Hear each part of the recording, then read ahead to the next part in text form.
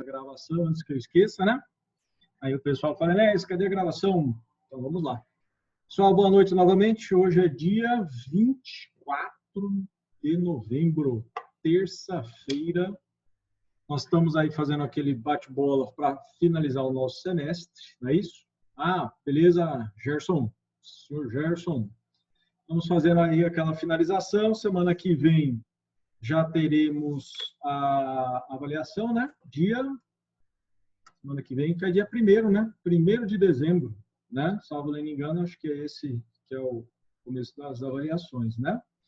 Então, hoje eu vou fechar com parte do depósito, que nós falamos, mas eu vou estar discutindo, com a parte do mandato, duas espécies de contrato.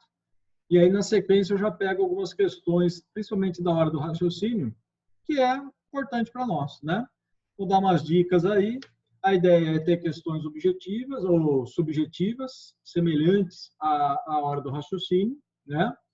E vamos fundamentar ou raciocinarmos juntos, né, hoje, também com aqueles casos em concreto. Eu vou compartilhar aí o slide, né?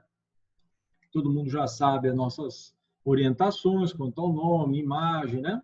Se tiver alguma dúvida, pergunte, fale, questiona. Caiu esse primeiro horário, nós vamos abrir na sequência já o segundo horário, e aí eu ficarei à disposição de vocês, não só hoje, mas todo mundo sabe que pode mandar mensagens, pode mandar perguntas, né, que eu tenho respondido, né, de acordo com a minha sequência, logicamente, aí, de possibilidades, mas eu tenho procurado responder o quanto antes. Então, hoje a gente vai fechar depósito, mandato, que a gente já está na revisão, questões, e aí no finalzinho do segundo horário, já dou mais algumas orientações para vocês, né, para a semana que vem, para aqueles que estarão comigo hoje, para aqueles que estarão durante a revisão nos outros dias, né, que eu tenho deixado gravado lá no nosso canal, que eu tenho deixado gravado as aulas. Então, direito civil, contratos, né, 24/11, e está aí o tema muito importante. Eu deixei esses dois temas de revisão por último, diante da importância que tem o contrato de depósito e, na sequência, o contrato do próprio mandato, né? Então, dentro da parte do depósito, o que nós vimos? Primeiramente, na sequência aí dos slides, né? Então, tem uma base de introdução, sempre eu cito um artigo. Então, se você olhou lá, tem um caso em questão, e a gente vai ver alguns casos hoje, pode trazer entre parênteses, cita, coloca a sua resposta, né? Você vai estar lá com a bibliografia básica que eu tenho mandado para vocês, parte dela do Schreiber, né? Dá uma olhada, pega aquela sequência do slide, né? Fala, opa, aqui é o depósito, vou ver o que o Schreiber está falando. É leitura básica mesmo, né? Para a compreensão. Então, recebe, né, o depositário um bem móvel para guardar até que o depositante reclame. Várias perguntas durante essas semanas. Falou muito do estacionamento, veículo deixado, né? Mas não podemos esquecer também dos outros bens móveis, somente aqui no estado, né, de Mato Grosso. Então, o depositário não pode utilizar da coisa depositada. Isso é uma característica do contrato de depósito, uma espécie, né, dos contratos. E a característica primordial, vai estar aí na sequência já, é a questão do bem móvel. Então, eu coloquei lá voluntário e o necessário, né? Mas o que é esse depósito voluntário? Bom, o próprio nome já diz, tem que haver interesse de ambas as partes. Quando falar em real, quer dizer ser entrega do bem, e a não solenidade significa que, né, não há necessidade de se fazer ali um contrato escrito, né? Então, essa forma de entrega, muitas das vezes que me perguntaram durante a semana, de deixar o veículo lá no determinado estacionamento, né? Mas ali não assinei um contrato, não cheguei, lá tem o DICT, né? Eu falei, sim, tem todo esse procedimento, tem uma súmula antiga do STJ, que fala da responsabilidade por furto, né? Por roubo dentro do estacionamento. A gente vai até falar à frente, né? Coloquei aí já de cara no conceito também dessa questão da voluntariedade, né? Que não é da essência, então, do contrato de depósito, pode ser pactuado sem qualquer formalidade. Mas é a questão probatória. A questão probatória eu acabei de falar, né? Se você deixou o ticket no estacionamento, aquela testemunha. Hoje, quando a gente faz essas ações, há uma inversão de ônus probatório. Então, a questão da empresa, daquela depositário, ele fazer a prova contrária, tem imagens, vídeo, né? Então, tudo isso hoje é muito prático, né, nas ações que são propostas. Então, a questão de ser gratuito ou oneroso, regra geral, a gente tem visto, né? Essa questão dos pagamentos, né? Nada impede que convencione ali um valor, né? Quando o depósito é gratuito, ele é o chamado intuitor persona, ou seja, ele fez a entrega, né, mediante aquela pessoa, aquele interesse personalizado, né? Os 627 e os 628, e eu tenho feito isso na revisão, são dois artigos que eu quero que você anote, porque se tiverem questões voltadas para o exame de ordem, para avaliação objetiva, você vai ver que a gente trabalha muito o quê? Com o próprio artigo de lei, né? Então, quando você vai lá, depositário, né, recebe um objeto móvel para guardar até que o depositante o reclame. Então, está expressivo lá. Ah, mas é uma pegadinha, colocou imóvel, né? Tem que ficar atento, se está falando de depósito, né? O contrato de depósito é gratuito, exceto se houver convenção em contrário. Então, ele já dá o quê? Já está te falando a regra que eu coloquei lá atrás, né? Então, qual que é a regra? A regra é a gratuidade, né? E a exceção? Não, tá aqui, ó, né? Tá aqui. Então, se você foi lá, fez o contrato, ó, tô deixando aí, né, tais bens para serem guardados, bens móveis, né? A responsabilidade que a gente já vai ver aqui na sequência, né? Das obrigações, né, daquele depositário e também depois, no caso de onerosidade, houver custo, né, também daquele que faz a entrega do bem. Se for oneroso e a retribuição não constar de lei, nem resultar de ajuste, será determinado pelos usos do lugar e na falta de arbitramento. Né? Antigo ainda esse texto, né? Ainda lá do Código de 16. Né? Bom, já falamos da questão se ele pode ser unilateral ou bilateral. Em regra, há esse interesse de ambas as partes, quem entrega o bem e aquele que o guarda, né? Então, essa bilateral é também uma regra. Guardar a coisa. Então, qual que é a obrigação de quem guarda a coisa? A obrigação do depositário, né? Bom, se você pensar no caso aí que todo mundo pensou lá de veículos, entrega, né? Depósito bem, ele tem que, obviamente, né? Resguardar aquele bem para que ele não venha o quê? A ser objeto de perecimento. Então, poderá devolver a coisa ou depositá-la judicialmente se o depositante se recusar a recebê-la, quando for motivo plausível, não puder continuar a guardá-la. O que é isso, né? Teve lá o contrato, né, de depósito, e no meio do caminho, a gente vai ver também, começou, né, aquele que fez a entrega do bem, o depositante, ele começa a não ter condições mais, né, de manter, principalmente se for um contrato oneroso. Né? Então, até o depositário pode resguardar, guardar, que ele vem e fala, olha, como é oneroso, você tem que pagar um valor, né? Eu estou guardando aqui e vou fazer a entrega dele até judicialmente, tá? A gente vai ver à frente aí na hora que começa essa situação do depositante de não conseguir arcar com aquele contrato, né? Então, o depositário requerer depósito judicial da coisa quando por motivo não possa guardar e o depositante não queira de receber, né? Isso acontece muito, principalmente quando o bem pereceu, né? Tem um perecimento do bem, né? Já falamos a obrigação de conservar, né? Não responde pela deteriorização ou perda em caso de força maior, né? Ou seja, se você está cuidando daquele bem, sejam semoventes, né? Sejam veículos,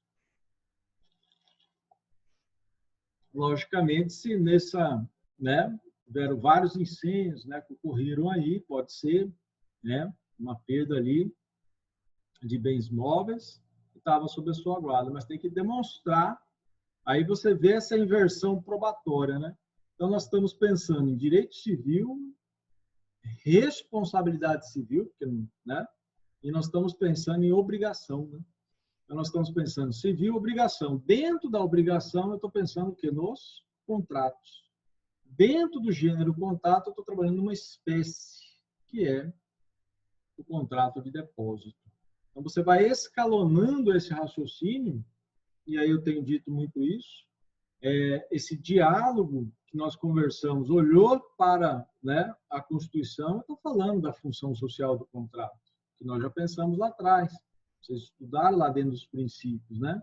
A boa-fé objetiva. Então, eu estou pensando e raciocinando tudo isso envolvendo o quê? Um contrato em espécie, que é o contrato de depósito.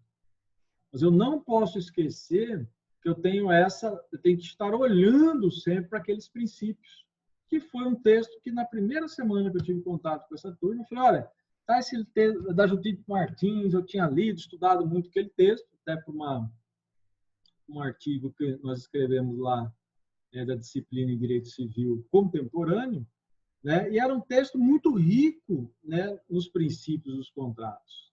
Lógico, um primeiro contato, né, há uma certa dificuldade, vamos dizer assim, porque é uma leitura mais intensa, né? Como eu expliquei à época.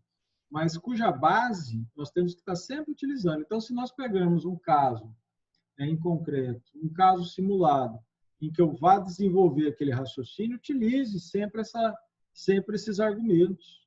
Utilize sempre esse conhecimento, né? Logo à frente, nós vamos pensar de maneira detalhada na questão do depositário infiel.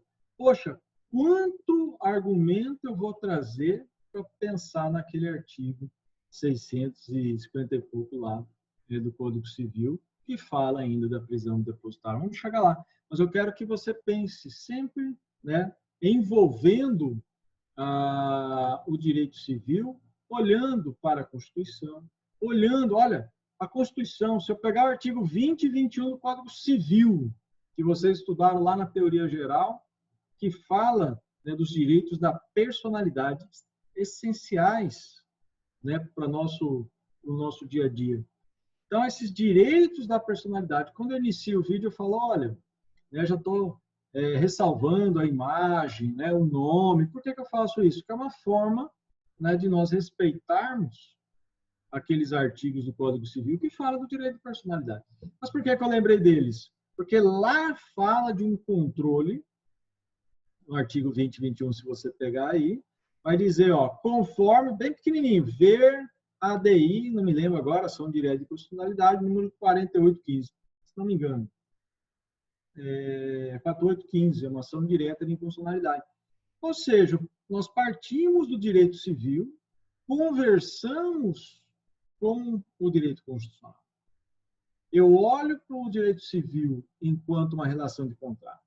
Eu olho para o direito civil enquanto uma relação de direito de personalidade. E eu olho para a Constituição fazendo esta ponte. Então, sempre quando olhar um caso, seja principalmente segunda fase, dissertativas, questões dissertativas, a primeira, né, algum colega colocou, acho que nos grupos hoje, que abriu concurso, né, que eu vi lá. Isso é importantíssimo, os colegas que, né, estão formando, têm a pretensão, tem o seu exame de ordem, né, vai fazer, já tem esse interesse, né, em realizar um concurso público, foque também nessas primeiras provas objetivas, estude a lei lendo o artigo, como a gente coloca aqui, e aí numa segunda etapa dissertativa é pertinente você ter maior atenção, como eu estou falando agora, né? Então, focando aqui no contrato de depósito, né? Nós estamos fazendo aí o raciocínio da leitura do artigo 642. 29 e 42. O depositário é aquele que fica com o bem, né? Tem a guarda e conservação da coisa, cuidado e diligência com o que lhe pertence. tem que restituir frutos acrescidos, né? Diferencia, eu acho que é interessante ficar olhando também para o outro contrato, que é o comodato, né? Porque lá, vocês lembram, o comodato, né? Comodado, ele tem que ser devolvido, né? Não tem preocupação, né? Você me deu, comodato, né? Eu vou devolver. Aqui, veja, olha o cuidado que nós estamos tendo, né? Inclusive com os frutos e acrescidos, né? E aí eu lembro para nós aqui dos semoventes. O depositário, aquele que recebe, ele não responde pelos casos de força maior, mas para excusá-lo, ou seja, para se defender, é que vem aí a questão probatória, como nós estávamos pensando. Devolver o bem ao depositante, isso aí é uma lógica do contrato, o estado em que foi recebido, e já raciocinamos aí na questão dos frutos e acrescidos, né? Que mais? Olha lá, descumprimento da obrigação é a prisão civil. Está aqui. É esse artigo, é o finalzinho da ação de depósito.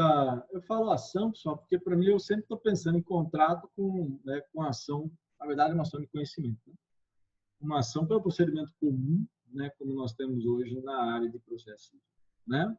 Então, vamos lá. Então, o contrato de depósito, pega esse artigo 652, você que está aí comigo agora, estará depois na revisão, em outro momento, fazendo leitura. O que eu quero que você entenda agora? Ó, vamos dizer que você está lá na sua avaliação, exame de ordem, isso é muito comum cair, vai fazer a sua prova, está lá, abriu concurso, delegado, juiz, promotor, advocacia pública, privada, né? Bom, privada você não vai precisar do concurso, a não ser, logicamente, do exame de ordem, né? Que mais à frente, depois, nós vamos comentar. Qual que é a ideia? Primeiro, eu tenho uma Constituição Federal, e aí vocês já ouviram falar do famoso controle de constitucionalidade, não é isso? Esse controle de constitucionalidades das leis e a jurisdição constitucional. Mas por que eu estou dizendo isso? Porque se nós pegarmos a Constituição Federal, artigo 5º, nós veremos lá falar da prisão, né, civil por alimentos, e aí também há exceções, e do depositário infiel.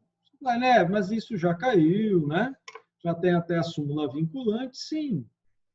Mas o que eu quero que você observe é, você está abrindo a Constituição e está falando ainda em prisão do depositário infiel.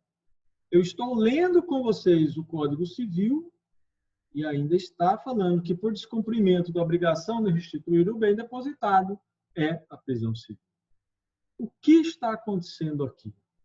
E é isso que eu quero trabalhar, o direito civil com esse controle de constitucionalidade. Na hora que vocês estiverem tendo, ou se já tiveram, estão tendo direito constitucional, sempre vão ouvir falar nessa origem do controle de constitucionalidade, voltar os olhos para, né, o direito, né, norte-americano, estadunidense. Por quê? Porque muitos falam sobre o famoso Linden Case, o caso, né, Marshall, né, o julgamento do juiz Marshall, e o caso Madison versus Murray. Mas o que é isso, né? Então, para quem nunca ouviu falar, é importante.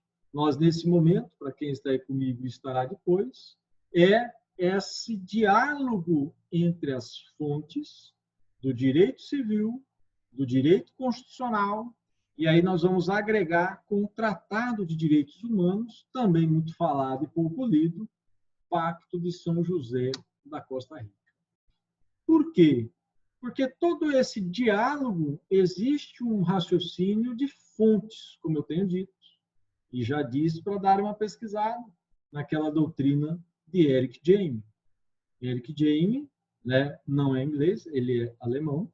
O Eric Jaime, ele tem essa teoria do diálogo de fontes, que é muito utilizado no direito internacional público e privado. Já disse para vocês a nossa referência, do professor Mazzuoli, aqui em Mato Grosso, Brasil, né? E também foi trazido, né, pela nossa doutrinadora, bem-vindo aí, Cláudia Lima Marx, também trouxe para nós, lá com relação ao consumidor, falando desse diálogo de fontes. Mas por que esse raciocínio? Porque nós estamos pensando aqui, ó, como é que eu ainda tenho a Constituição falando em prisão do depositário infiel? Como é que eu ainda tenho Código Civil falando em prisão do depositário infiel? Sendo que lá em 2008, 2009, já se falava, né, e discutia nesse recurso extraordinário, e aí é um leading case também, né, não se transformou, mas ele era de repercussão, na súmula vinculante 25. É ilícita a prisão civil do depositário infiel, qualquer que seja a modalidade de depósito. Qual que é o ponto central? Né? E aí eu estava me reportando aí ao controle de constitucionalidade, ou como alguns gostam de chamar, de jurisdição constitucional. Porque todo esse estudo que foi realizado lá esse estudo, essa teoria, né, surgindo em 1803. Olha como eu estou falando, 1803. Né? Antes dele, 1787. Opa, está meio perto ali para quem tem a noção historiográfica da Revolução Francesa. Né? Então, nós estamos falando em um período que já se questionava o controle, né, de uma lei federal, como é o caso do Código Civil, do controle dessa lei por um órgão, e aí se nós pegarmos o controle concentrado norte-americano, né, o controle concentrado de Kelsen, né, a origem kelseniana, que é na visão ali de ter um tribunal constitucional como nós temos o Supremo Tribunal Federal, né? Eu ia compartilhar com vocês, depois até devo compartilhar uma publicação que se chama Os Erros, né? Inconstitucionalidade, suprema inconstitucionalidade, o erro do Supremo Tribunal Federal. Mas depois a gente vai pensar. O que eu quero colocar agora? Pega esse artigo 652, localize na Constituição a prisão do depositário infiel. Permanece hoje, isso já é consabido, da ação de alimentos. E pegue a súmula 25 do Supremo, que é uma súmula vinculante, tanto para o judiciário quanto para a administração pública. E faça essa análise comparativa e dialogada. Como é que eu tenho Constituição, não foi emendada, Código Civil não foi alterado, e a súmula vem encaixa o raciocínio, né, que é ilícita essa prisão. E aí vem alguns questionamentos mais simples, né? E aí olhando mais para o controle de constitucionalidade. Né? Muito se questiona hoje, e aí eu cito para vocês uma obra que vocês vão encontrar na internet, mas ela é de 2007, só teve, pelo menos eu encontrei só essa edição, que chama Controle de Constitucionalidade e Democracia. O autor é Conrado Mendes.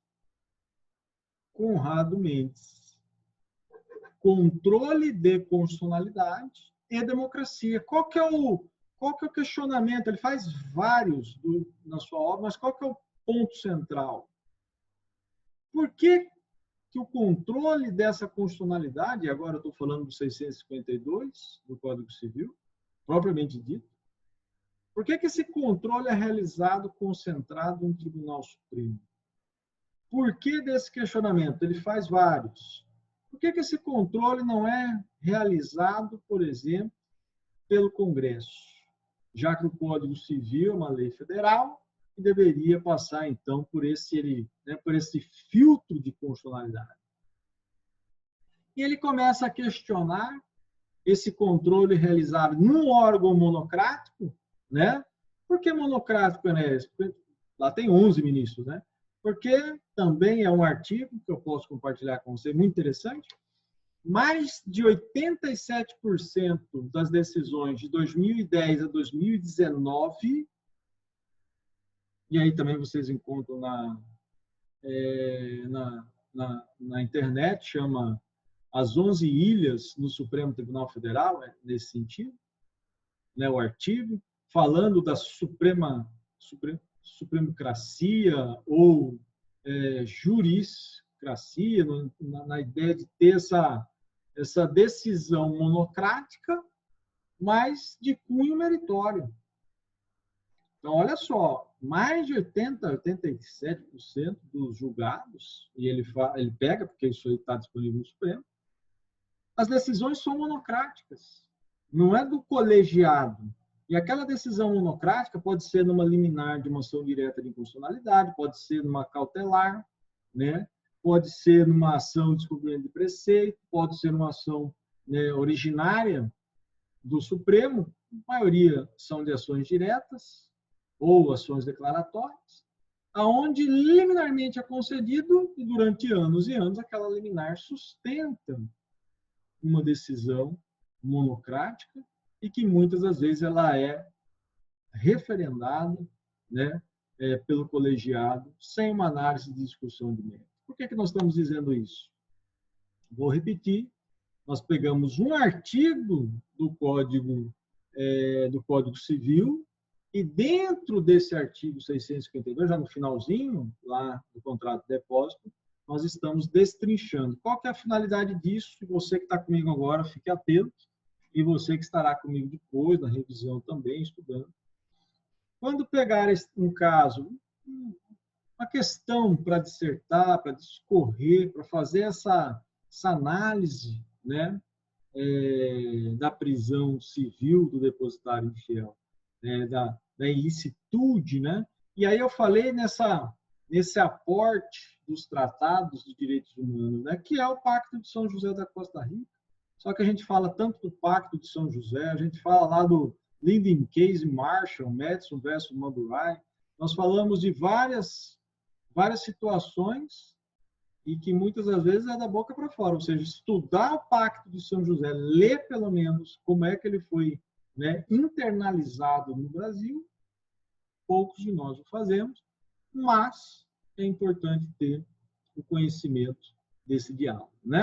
Dei uma pequena chamada já aqui na contagem dos minutos, então eu vou avançar um pouquinho, mas já fica aí a sugestão de uma atenção maior para esse tema, tá bom? Que muitos de vocês já dissecaram, né? Quem quiser depois o nome da doutrina que eu falei, uma leitura bem interessante, lá que chama Controle de Constitucionalidade e Democracia. Na internet eu achei também, mas de 2007, não vi nas livrarias edição nova, do autor Conrado Mendes.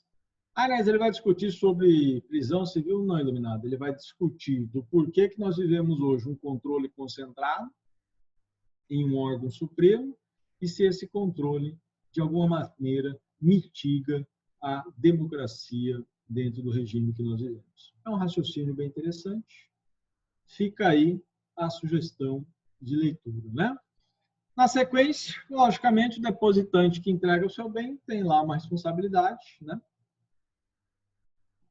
Que é pagar, né? Se é oneroso, vai ter que haver ali o pagamento, a indenização pelo depósito, né? Abri um tópico aí da questão do chamado depósito regular, questão de coisas fungíveis, né? E aí já vem o raciocínio, né, de monetário, dinheiro, né? E coloquei a doutrina da Lopes, onde ela coloca que essa natureza do depósito bancário, né, ele mais se assemelha, né, guardar valores, rendimentos, né? Está mais aí para um empréstimo, né? Mas a maioria dos doutrinadores o considera como um depósito, né, bancário. Mas a ideia do empréstimo está em que sentido? No sentido de que ao deixar, na verdade, aquele valor não está ali, né? Na verdade, quando você está com dinheiro no banco, ele está girando, né? Vários, né? Que é uma coisa fungível, que pode ser substituída, né? O que descaracteriza, vamos dizer, a entrega daquele bem móvel, né? Fica aí uma discussão quanto a essa natureza jurídica, né? Questão lá da obrigação legal, nós já falamos, né, no depósito necessário. A hora do raciocínio, pessoal, eu vou pegar esse caso, eu coloquei a sequência da hora do raciocínio, vou até deixar na aula 8, né? Aula 8 eu já coloco o depósito e a revisão com os vídeos, e já coloco também a sequência lá de slides da hora do raciocínio. Um ou outro questionamento que eu fiz ao longo do tempo, mas o tema, né, vamos dizer assim, a chamada vai estar, vou colocar lá para vocês. Lógico que o melhor é pegar os slides, fazer uma leitura com calma, né? E de acordo com a leitura ir resolvendo, né? Então, qual que é a ideia aqui? Só para a gente fechar esse primeiro momento, qual que é a ideia de colocar o caso simulado, né? Alguns me mandaram mensagens, Enes, como é que você quer a resposta? Você quer a resposta com minhas palavras? Você quer a resposta citando o artigo de lei? Você quer a resposta citando a doutrina? Eu falo assim, lê o caso, o que você entendeu? Introdução. 2 linhas, 3 linhas ali, está escrevendo. Desenvolve, cita, se tiver fundamento legal, e em regra tem, né? Se tem acesso a uma doutrina, não é mais o caso do exame de ordem, né? Nem primeira e nem segunda, mas lá na segunda tem o código, né, o VADMEC. E na nossa aqui você vai poder. A ideia central não é copiar e colar, mas pensar o caso. Ó, tem o Raimundo, que poderia ser José, que poderia ser Josefina, enfim, né? E ele quer um parecer. Está com problemas porque descobriu que o pai já falecido, tinha os bens como depositário. Eu coloquei aí, tinha lá um baú, né? Automóvel. E ele não sabia. Falecido este, ele vendeu. Né? Manteve lá o carro, né? Que foi se deteriorando. Recebeu, né? Uma notificação lá, uma senhora chamada Josefina procurou, né? Falou, olha, eu tenho aqui o contrato, eu quero a devolução dos bens. Então, não se atém para os nomes, atenha-se para o raciocínio. Então, tem uma entrega de um bem, um depósito, houve o falecimento daquele que era o depositário, e aquele que depositante fala, olha, quero os bens de volta, depositados. E esse é o raciocínio. Então, o que vai acontecer? O contrato de depósito se extingue com a morte do depositário? Inés, pesquisei rapidamente aqui, nem olhei lá o antes do Schirab, leitura básica, eu já entrei no Google e joguei lá. Essa não é a sugestão. Primeira orientação é vir na doutrina básica, não achou, porque está na sequência, eu coloquei para vocês, né? Não está lá, não falou nada, Inés. Pesquisei o código, conjunto com a doutrina, olhei o código, doutrina, código, nada, e fui para a internet. Na internet eu achei 2 posicionamentos. Um posicionamento, por exemplo, do professor Silvio Rodrigues, né, da nossa época mais antiga, Washington de Barros Monteiro, Maria Helena Diniz, né? Hoje é mais Fábio Stolz, Schirab, né? Enfim. E tem um posicionamento que sim, né? Ele extingue com o depósito, mas é minoritário. Prevalece hoje o entendimento que não, o herdeiro é responsável, logicamente, dentro daquele, né, daquela órbita do contrato de depósito. O que fazer tendo em vista que alguns bens foram vendidos e outro foi deteriorado? Tem mais. Então, depois a gente vai ver o tem mais. Então, o que eu estou pensando aqui? Que é isso que eu quero que você raciocine comigo. Ó. Contrato de depósito extingue com a morte? Mas peraí, Enéas, ele é formal ou não formal? Ou seja, por escrito não teve? Não. Olha só, tem que pensar. Faz diferença? Se ele é escrito, se ele é formal ou não formal, se ele é oneroso, se ele é gratuito. Faz diferença? Ele é um contrato de depósito. Veio a falecer, caso 1, os herdeiros respondem pelo aquele contrato, ou seja, vai ter que devolver o bem, né, depositado, né, tem que ter todo aquele cuidado que a gente viu lá, aquela responsabilidade. Então, eu estou utilizando um conhecimento, né, hoje, do contrato de depósito, dentro de uma situação hipotética. Tem responsabilidade? Como é que ele vai fazer agora com o que foi vendido? Opa, Código Civil, eu também pesquisei, diz que aqueles que foi objeto de venda, ele vai ter que, né, ressarcir, né, porque senão a Josefina vai entrar com uma ação solicitando a deposição e, se não devolvido, o ressarcimento. Se tiver mais doutrina majoritária, uma doutrina predominante, e você, obviamente, tiver essa oportunidade de pesquisa, quando for, né, as questões online, por exemplo, fique à vontade.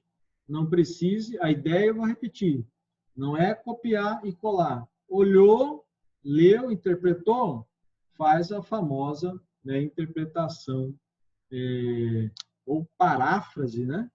Um outro texto lá no começo que eu passei para vocês também fala sobre a questão da paráfrase, né? Ou seja, eu não preciso toda hora ficar citando o doutrinador. Eu li, entendi com minhas palavras. Logicamente, eu coloco entre parênteses o nome do doutrinador e o ano da obra. De acordo com o contrato, a senhora Josefina deveria ter pago ao seu pai uma quantia. Ó, já está com mais uma informação. Então, era oneroso. Opa,